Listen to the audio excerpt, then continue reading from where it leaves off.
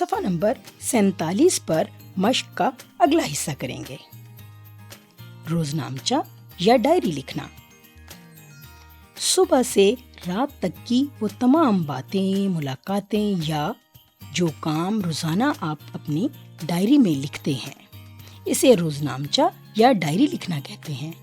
ایک دن کی تمام باتیں اور کام جو آپ نے صبح اٹھنے کے بعد سے لے کر رات سونے سے پہلے تک کیے ہوں، انہیں اپنی کاپی یا ڈائری میں خوش خط لکھیں اور اپنے استاد یا استانی کو دکھائیں۔ آئیں بچوں، اب زبان شناسی سیکھتے ہیں۔ اعراب کی تبدیلی سے معنی کی تبدیلی کو پہچاننا۔ لفظ ہے میم زبر لام کاف ملک، اس کا معنی ہے فرشتہ۔ اگلا لفظ ہے میم زبر لام زیر کاف لک ملک، یہ ہے بادشاہ۔ کاف پیش لام گل، اس کا معنی ہے پھول۔ گاف زیر لام گل، اس کا معنی ہے مٹی۔ مشق کا اگلا سوال ہے درج ذیل الفاظ میں دیے گئے لفظ کے اعراب بدل کر نئے معنی لکھیں۔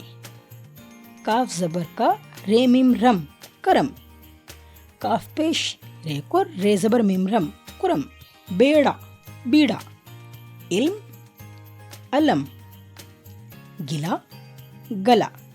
عملی سرگرمیاں برائے طلباء۔ نئے الفاظ پر نشان لگائیں۔